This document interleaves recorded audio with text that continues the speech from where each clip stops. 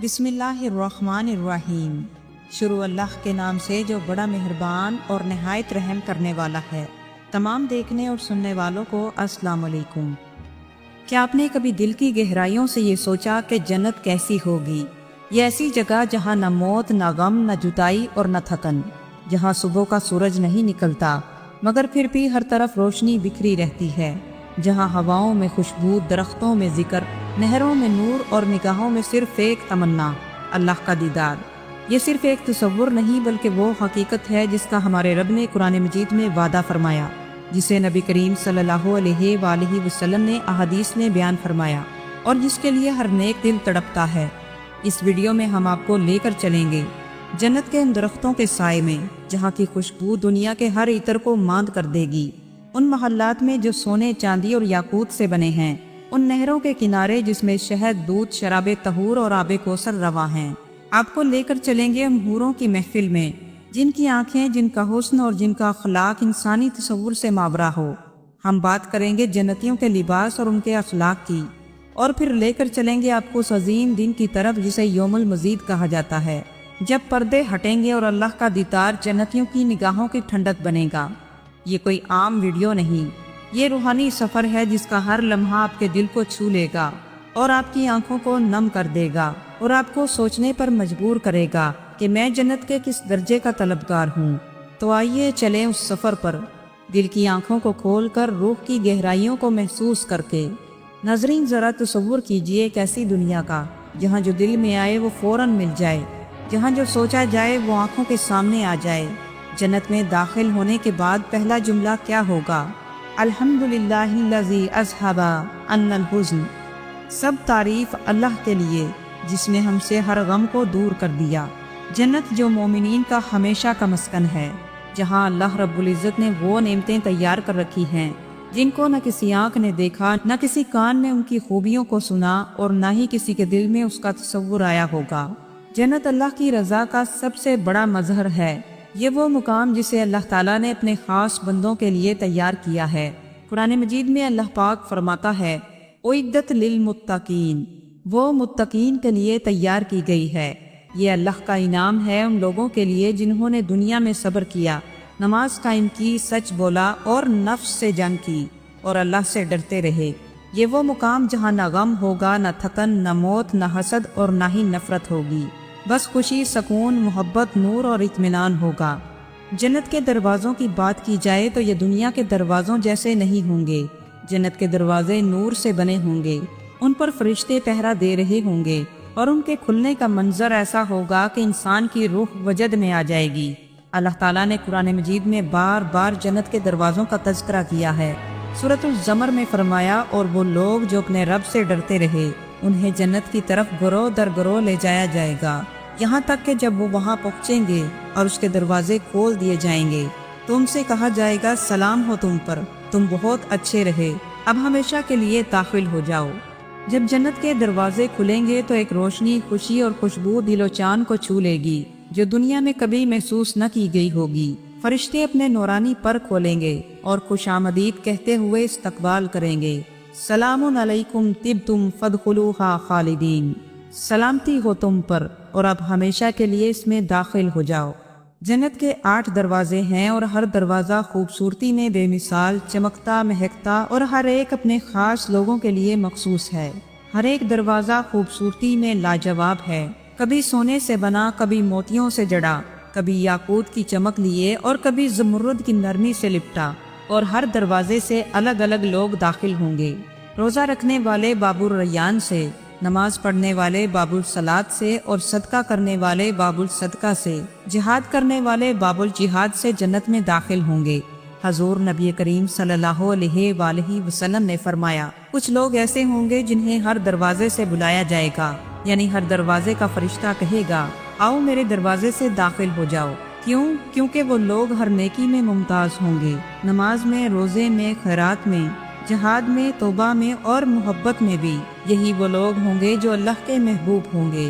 حضور نبی کریم صلی اللہ علیہ وآلہ وسلم خود قیامت کے دن سب سے پہلے جنت کا دروازہ کھٹکھٹائیں گے۔ فرشتہ کہے گا کہ آپ کے لیے دروازہ کھولا جائے گا، اور آپ سے پہلے کسی کے لیے نہیں کھلے گا۔ जैसे ही जन्नत का दरवाजा खुलेगा, एक खुशबू आपकी रूह में उतर जाएगी, ऐसी खुशबू जो न कभी दुनिया में महसूस होगी, जो दुनिया की हजारों नेमतें भी न दे पाएं। फिर आप जन्नत की फिजाओं में कदम रखेंगे, जहाँ न धूल, न गर्मी, न धुआं, न शोर, सिर्फ ठंडक, नरमी और खुशबूदार हवाएं होंगी। ऐसी हवाएं जिस्म को राहत और दिल को सुकून देंगी, जहाँ सरसब्ज बागात, बुलंद दरख्त जिनकी छांव मीलों तक फैली होगी। इन दरख्तों के फल हाथ बढ़ाते ही आपकी तरफ झुक जाएंगे। जन्नत की जमीन सोने, चांदी और मुश्क की है और कंकरियों की जगह मोती और याकूत से बनी है। इस पर बिछे कालीन ज़ुमरुद और याकूत के बने हैं।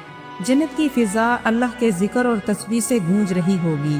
कदम कदम पर झरने बह रहे होंगे, ऐसे चश्मे जिनसे दूध, शहद और आबे कौसर और शराबे तहूर बह रही होगी। इन चश्मों का पानी न कभी खत्म होगा और न ही किसी को प्यास का एहसास होगा। बस एक घूंट में ही रूह को ताजगी मिलेगी। ऐसा जायका जो दुनिया के तमाम मशरूबात को भुला देगा। अब निगाह उठाएं तो सामने जन्नती महल नजर आएंगे। ऐसे महल जिनकी दीवारें सोने, चांदी और हीरे जवाहरात से बनी होंगी, जिनकी छतों पर सितारों की मानिक झूमर लटक रहे होंगे, जिनके दरवाजे खुद ब खुद खुलते और बंद होते होंगे, जहाँ गुलाम, खादमाएं, इज्जत और वकार और आराम सिर्फ जन्नतियों के लिए होगा। हर तरफ रंग बिरंगे फूल, खुशबुएं, तितलियां, ठंडी हवाएं, जहाँ के दरख्तों की शाखें झूमती होंगी, जिनके पत्ते तस्बीह पढ़ते होंगे। आप चाहें तो झीलों के किनारे बैठें या दूध की नहरों के पास चहलकदमी करें, या किसी चश्मे के किनारे रुक जाएं, जिसका पानी खुशबूदार, शफाफ, ठंडा और नूर से भरा होगा। जहाँ जन्नतियों के लिए खूबसूरत, हसीन और जमील हूरें होंगी। हूर का लफ्ज हुरुल आइन से निकला है। इसका मतलब बड़ी आंखों वाली खूबसूरत और पाक दामन औरतें हैं। मगर ये सिर्फ उनकी खूबसूरती का जिक्र नहीं, बल्कि उनकी रूहानी पाकीज़गी, रूहानियत और उनकी वफादारी का इजहार है। कुरान मजीद में अल्लाह पाक ने कई मकामात पर हूरों का जिक्र फरमाया, जैसे सूरह रहमान, सूरह दुखान और सूरह तूर। हमने उन्हें पाक दामन बनाया और वो सिर्फ अपने शोहरों के लिए होंगी। सूरह रहमान में अल्लाह पाक ने यूं इरशाद फरमाया, वहाँ हूरें होंगी जो खैमों में महफूज होंगी। हूरें सिर्फ ज़हनी तसव्वुर नहीं, बल्कि अल्लाह का वादा है। एक इनाम है उन लोगों के लिए जिन्होंने दुनिया में अपनी नज़र, जुबान और अमल को पाक रखा।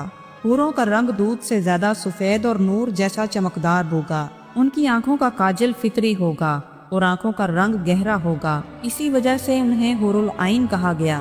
वो निहायत ही शाइस्ता, शर्मीली और वफादार होंगी और सिर्फ अपने शोहरों के लिए होंगी। उनका दिल सिर्फ एक के लिए धड़केगा। हूरों का हुस्न दुनिया के हुस्न से बिल्कुल मुख्तलिफ होगा। उनका रूहानी नूर इंसानों को हैरत में डाल देगा।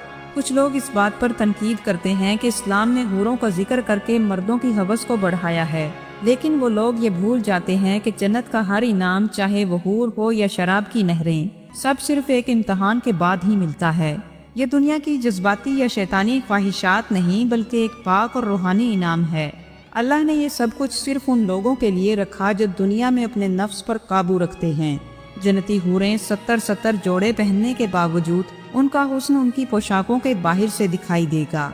जन्नतियों के लिबास सिर्फ खूबसूरती का जरिया नहीं बनेंगे, बल्कि इज्जत, नूर, रूहानी सुकून और अल्लाह की रजा की अलामत होंगे।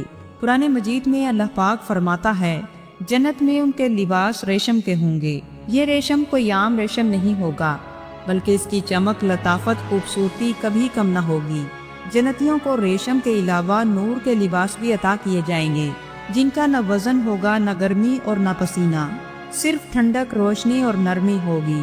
हजूर नबी करीम सल्लल्लाहु अलैहि वसल्लम ने फरमाया कि जन्नतियों के लिबास ऐसे होंगे, अगर दुनिया में उनका सिर्फ एक कोना जाहिर हो जाए तो सूरज की रोशनी मांद पड़ जाए।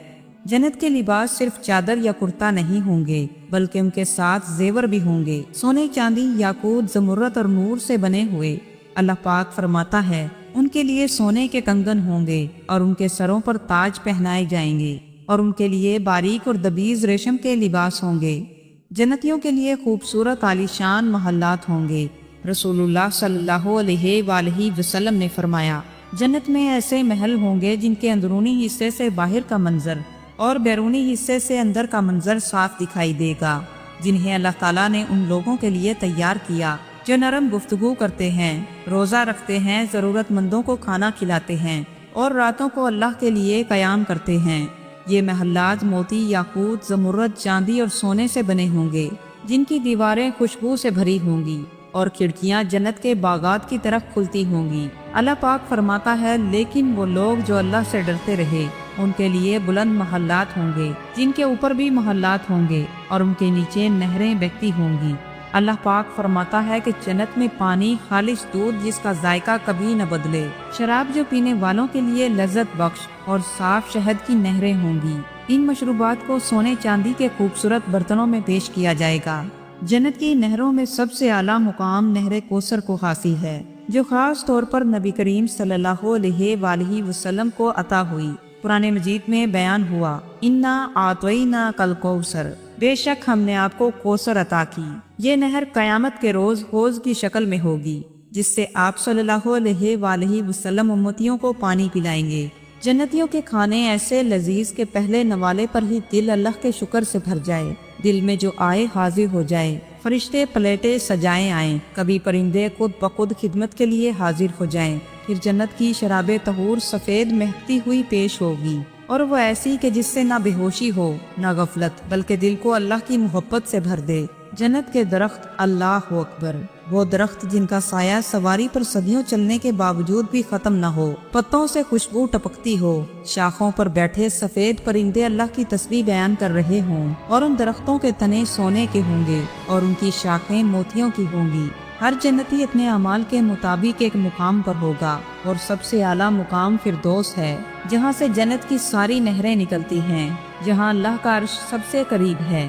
یہی وہ مقام ہے جہاں حور العین جنتیوں کی خدمت کریں گی، اور پھر یوم المزید یعنی جمعے کا دن آئے گا اور ایک ندا آئے گی، اے جنت والو تمہارے رب نے تمہیں ملاقات کے لیے بلایا ہے۔ پردے ہٹیں گے اور اللہ تعالیٰ کا دیدار ہوگا، رب العالمین خود جلوہ گر ہوگا، اور جنتی اپنے رب کو دیکھتے ہوئے کہیں گے یا اللہ ہمیں اب کوئی اور نعمت نہیں چاہیے۔ اور اس لمحے اللہ تعالیٰ فرمائے گا رضیت علیکم فلا اسخط علیکم ابدا، میں تم سے راضی ہو گیا اور اب کبھی ناراض نہ ہوں گا۔ اور یوں ہم نے جنت کے صرف چند گوشوں کو چھوا، حقیقت تو اس سے کہیں زیادہ حسین اور کہیں زیادہ بلند اور ناقابل بیان ہے۔ جنت صرف ایک جزا نہیں بلکہ اللہ کی طرف سے محبت کا سب سے بڑا اظہار ہے، جہاں ہر دن خوشی کا، ہر لمحہ سلامتی کا، اور ہر ملاقات اللہ کی رضا سے بھری ہوگی۔ لیکن سوال یہ ہے کہ کیا ہم واقعی اس کے طلبگار ہیں؟ ہم دنیا کے گھر، گاڑیوں، جائیداد، شہرت کے لیے کتنی محنت کرتے ہیں،